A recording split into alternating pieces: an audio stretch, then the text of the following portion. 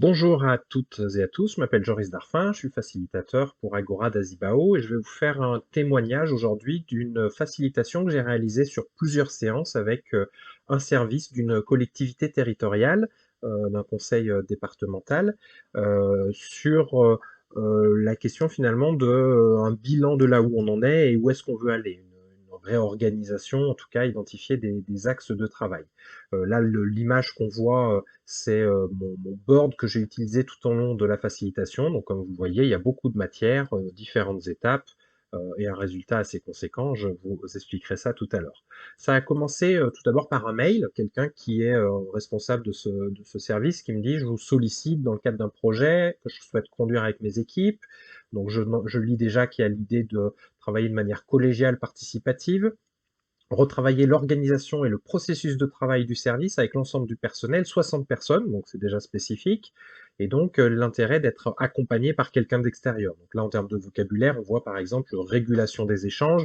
Dans la construction qu'on a après, on voit que c'est un petit peu plus que de la régulation des échanges, c'est de la facilitation, de l'accompagnement à la construction collective.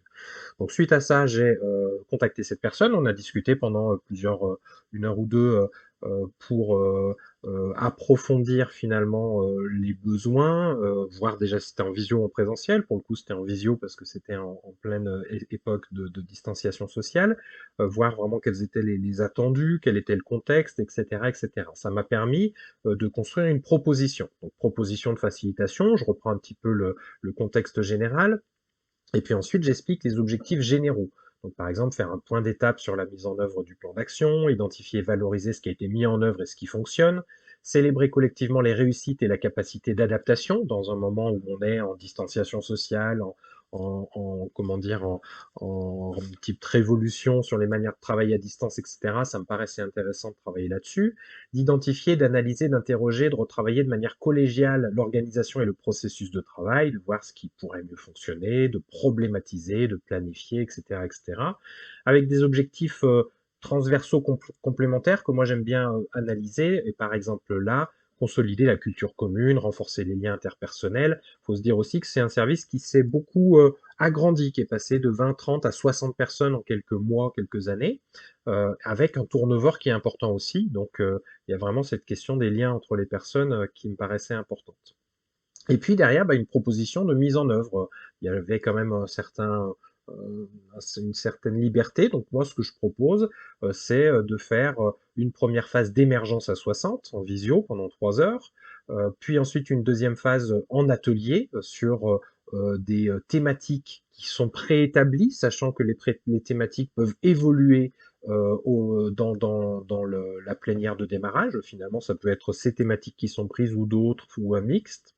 Et puis une troisième phase, un temps collectif de présentation, de consolidation et de priorisation et de validation collective, toujours en visio. Donc 60 en plénière en visio, puis derrière 1, 2, 3, 4, 5, 6 groupes de travail, et ensuite une autre plénière. Avec une proposition qui a été validée donc, avec d'autres échanges encore téléphoniques derrière, et donc derrière une proposition de déroulé prévisionnel sur la première plénière. Donc j'avais prévu un pré-accueil sur Zoom où en général je propose aux gens de se mettre par petits groupes pour faire un petit tour de table, d'avoir un tableau comme par exemple Framacalc pour se présenter, ensuite un mot d'accueil, des brise-glaces, donc avec par exemple une arrivée sur Klaxoon avec des petits jeux avec des post-it, un travail sur la remontée d'expérience, je vais vous montrer ça sur le Klaxoon derrière, un travail de diagnostic partagé, un travail d'organisation et de catégorisation des sujets qui reviennent, puis de problématisation. Donc en gros, ma démarche là un petit peu globale, c'est quoi? C'est de dire j'accueille, je construis les conditions de la participation, je brise la glace, je permets aux gens de s'entraîner à s'exprimer, à analyser, à créer, et puis derrière, je fais remonter l'expérience des années précédentes pour voir un petit peu dans quoi on se situe, dans quel continuum ou discontinuum d'ailleurs on se situe, pour ensuite identifier ce qui fonctionne et ce qui fonctionne pas, catégoriser pour ensuite travailler par catégorie sur des problématiques et puis construire des nouvelles réponses sur ces problématiques. Donc du coup, sur la première plénière à 60, j'ai accueilli tout le monde sur ce board Klaxoon. Donc voilà, j'avais remis un petit peu le programme, les différents documents en toute transparence, de propositions, de déroulé, prévisionnel, la note, de démarche, évaluative, du service avec lequel je bossais. L'idée, c'était vraiment de bosser en transparence. J'avais des outils brise-glace si besoin, arbre d'Ostende qu'on avait refait avec Sicabule, Chava Chavapa ou Là c'est les patates. Un tableau sur lequel ils pouvaient cliquer, pour aller mettre nom, prénom, comment ça va aujourd'hui, où ils sont. Je les accueillais, ça c'était leur première interaction réelle sur Klaxoon avec les rêves de vacances pour les années à venir.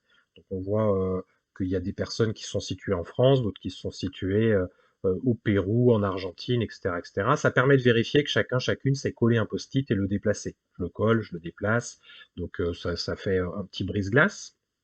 J'ai ensuite fait un autre brise-glace, comment moi je me sens en ce moment dans mon service, ce qui m'a permis d'identifier qu'il y avait différentes catégories, un petit peu de fatigue, un petit peu de plaisir, un petit peu d'inquiétude, enfin différentes choses qu'on peut retrouver souvent. Après, donc, au bout de quasiment 1 heure, hein, j'ai travaillé sur la remontée d'expérience. Là, la question, c'est comment on fait quand on a une visio à 60 ou à 80 pour être sur quelque chose quand même de participatif et qui soit gérable, notamment si on a des personnes qui sont plus en difficulté pour coller des post-it. Là, très souvent, moi, ce que je fais, c'est que je mets les gens en petits groupes, je leur propose de discuter. Un petit groupe, c'est 3, 4, 5, 6, pas plus. 6, c'est déjà beaucoup, et il y a une personne qui écrit. Elle partage son écran et elle écrit ce que disent les autres. Et donc, je travaillais comme ça en m'inspirant d'une technique qui s'appelle la systématisation d'expérience, qui est finalement la remontée de l'expérience dynamique sur un projet, sur une équipe, ce qui permet d'éviter d'être uniquement sur le cliché instantané de où on est aujourd'hui, mais plutôt de se dire par quoi on est passé et où est-ce qu'on va. Ça permet de s'inscrire dans une démarche, dans quelque chose qui a une certaine continuité souvent. Donc là, j'avais mis en un petit code couleur, en bleu les ressentis et les vécus, et en jaune les faits marquants, les événements. Donc ça a permis de voir de certains départs, du turnover, la question du Covid, du confinement. Je zoome pas trop, hein, parce que c'est des choses quand même perso à cette équipe-là, des choses qui étaient sur le télétravail, etc., etc. 2021, des choses aussi sur la gestion un petit peu des urgences, la réorganisation en cours, encore du turnover, le travail à distance, etc., etc. Et cetera. Et puis les projections en 2022. Donc ça, finalement, petit groupe, remontée d'expérience. Moi, je catégorise au fur et à mesure. En plénière, on revient et je fais un genre de lecture diagonale. Ça nous a pris une bonne demi-heure, 3/4 d'heure.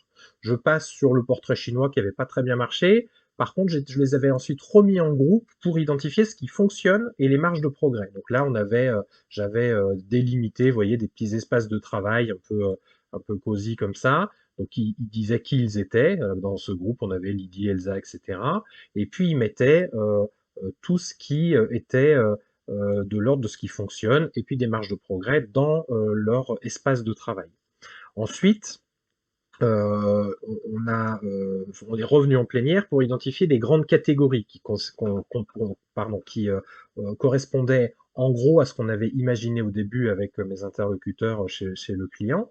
Donc, je leur ai proposé de revenir en sous-groupe pour, à partir de leur espace de travail, faire un copier-coller ou un couper-coller pour aller mettre les éléments dans les grandes catégories. Donc, ça a permis à la fois d'abonder dans les catégories et puis d'en faire émerger d'autres. Donc on voit par exemple, c'est un service qui travaille sur des dossiers individuels de suivi dans le domaine du handicap.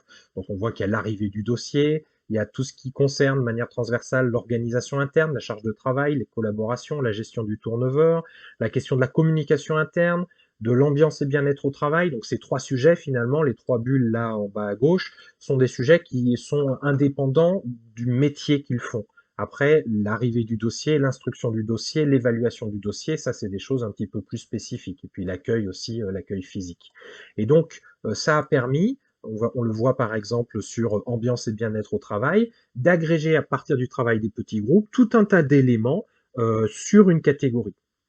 Ensuite, qu'est-ce que j'ai fait? Je les ai fait bosser un peu en mode World Café sur un sujet en essayant d'identifier quelles sont, au-delà du constat, les problématiques, les questions qui se posent.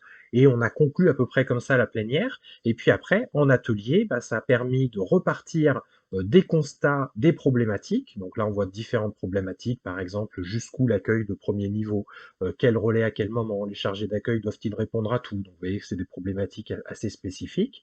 Et puis, pour chaque groupe de travail, de travailler sur quels sont les objectifs qu'on se donne pour répondre à ces problématiques, quelles sont les propositions concrètes? Vous voyez qu'il y a 3 bulles de propositions concrètes qu'on pourra représenter à la plénière. Donc au sein des ateliers, il y a même un groupe de travail, vous voyez, qui est allé plus loin, qui a rédigé une note de synthèse sur un document qu'il a mis sur le board entre 2 réunions. Donc au sein des groupes de travail, il y a eu un gros travail d'écriture, d'approfondissement des problématiques, de construction des objectifs créatifs et puis de construction des propositions concrètes. Et ensuite, dans la plénière de fin, eh bien, on a pu revenir sur tous ces pistes de travail, en arbitrer certaines. La direction disait oui, ça ok, on le valide, on va le faire sur tel calendrier. Vous voyez que parfois il y avait même dans certains groupes de travail, la planification, aujourd'hui, demain, pour qui, avec qui, quoi, quand, où. Donc ça c'est la méthode 3Q au C2P qui permet des fois d'accompagner les groupes sur des projets. Donc ça nous a permis d'identifier vraiment qu'est-ce qui était validé, qu'est-ce qui était à remettre au travail, qu'est-ce qui était différé, et puis de ressortir de la plénière de fin avec vraiment des pistes de travail très concrètes. Et puis ensuite, on avait les bilans. Alors là, ils apparaissent pas parce que j'avais dû le faire sur un autre board au final. Mais qu'est-ce que vous retenez de ce temps de travail? Qu'est-ce que vous mettez à l'intérieur du filet et à l'extérieur du filet comme coup de cœur et coup de gueule sur l'animation, sur la forme, les outils, etc., etc. Donc vous voyez une facilitation un peu dans la durée, une plénière, 6 ateliers, une nouvelle plénière de fin, avec un board Klaxoon sur lequel on a travaillé de manière unique, c'est-à-dire qu'on a commencé et terminé sur ce board en mettant au fur et à mesure absolument tout ce qu'on faisait sur ce board, ce qui permet d'avoir une vision globale et fine, parce que finalement on peut avoir une vision globale en dézoomant, puis une vision fine en zoomant pour avoir jusqu'aux objectifs spécifiques et aux moyens spécifiques mis en œuvre. Voilà. Autre problématique, c'est que moi je vois un peu en méta de cette facilitation, c'est comment on fait lorsque on a une facilitation où il y a une émergence d'énormément de contenu pour gérer ce contenu. Et je crois important d'avoir des relais prévus à l'avance. C'est-à-dire qu'au fur et à mesure, moi, je maîtrisais de moins en moins ce qui était construit, mais je savais que j'avais des responsables de pôle, de services, d'équipes, etc., qui collectaient au fur et à mesure les objectifs, les moyens, les stratégies, les calendriers, pour, dans d'autres réunions, faire de la mise en œuvre. Donc finalement, moi, j'étais très très directif au démarrage sur les méthodes, et puis de moins en moins directif au fur et à mesure qu'on était sur de la discussion fine sur la priorisation et les arbitrages sur les objectifs et les stratégies, et finalement, je laissais de plus en plus filer parce que je savais que ça allait être récupéré derrière. À la fin, je gérais juste le temps en disant, bon, bah là, il faut qu'on arrête sur ce groupe de travail et les 12 propositions de ce groupe de travail, qu'on passe au suivant, et j'animais la gestion du temps de manière à terminer dans les temps en passant le relais à des choses qui étaient en dehors de mon intervention de facilitation pour de la mise en œuvre au sein de leurs équipes.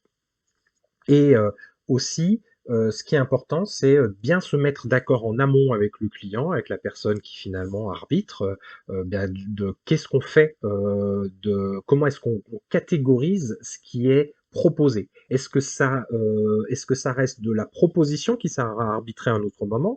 Est-ce que c'est de la codécision et du coup on priorise par gommette ou des choses comme ça? Est-ce qu'il y a un arbitrage direct de la direction du client qui dit ça oui, ça non?